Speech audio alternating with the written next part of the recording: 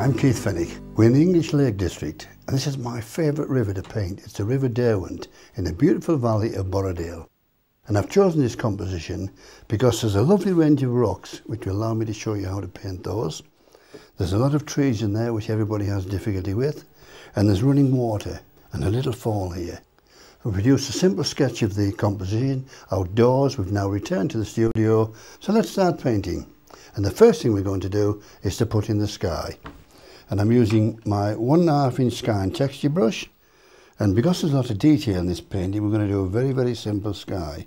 So I'm just using a bit of cobalt blue, and we'll just brush that across there like that.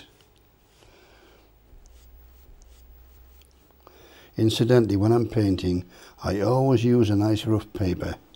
This is £230 paper, because it's lovely to push the paint against. A textured paper is worth its weight in gold. When you're doing trees, sparkle on water and so on, that's what you need. I'm using a little bit of tissue. I'm just going to put a hint of a few clouds in there. Look, not a lot. I want it nice and simple. And now we need to dry the sky before we progress any further. The next stage is to put in our distant mountains. In this composition, to make it work, I want a little bit of sky in. The mountains are very high, but I've reduced the height of the mountains. So we're going to just brush it in very simply with a little bit of that cobalt blue again. Bit of raw sienna.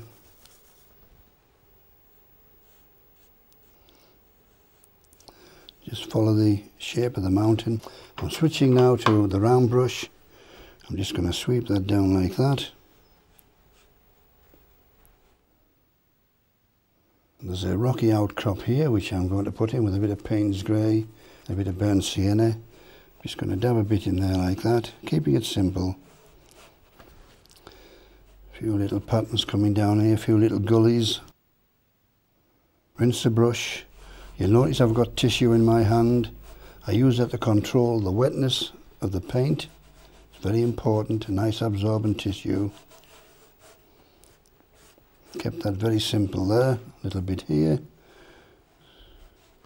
like that. Right, we're going to put the trees in now, the right-hand trees. There's a large group of trees there. So I'm going to use the large sky and texture brush to rough it out. And I'm going to start with a bit of raw sienna. And just go along there, look, very simply, putting on the undercoat like that, of various colours there. Then we'll add a bit of sap green with a bit of cadmium yellow light.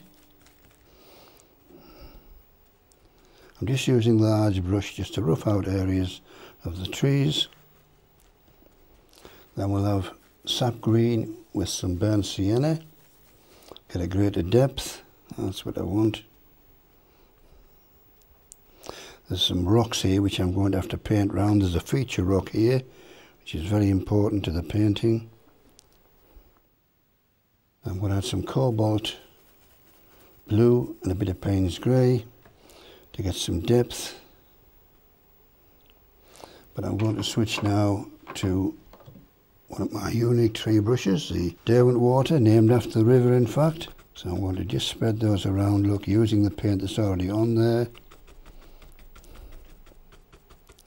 All I'm doing at the moment is putting on the undercoat. The detail will come later. I'm going to soften that with a tissue, look, which I've always got in my hand, and I'm going to just put a little bit of blue in there because I want to get recession in this painting. I want you to look down the river and off into the distance. I'll explain how we achieve that in a moment. Now, a bit darker colour, because trees are light on the outside and dark on the inside, so I want some more depth here. Put that in like that. All I'm doing is stippling with this brush. Makes trees simplicity itself to paint. But I'm going to just add a few little bits at the top, shape the tops. Get that natural effect. And I'm going to use the Wonder Knife to scratch in some tree structures. Just paint around the bottom here.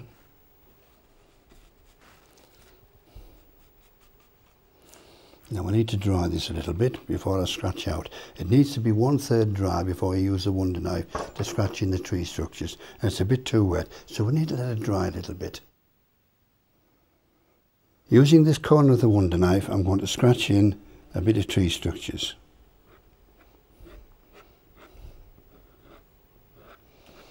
If you get the timing just right, you get a nice white tree trunk, and it'll fill in, it'll give you shadow on the side of it.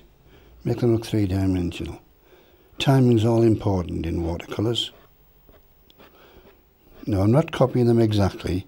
This is a quick sketch, giving an impression of the scene in front of me.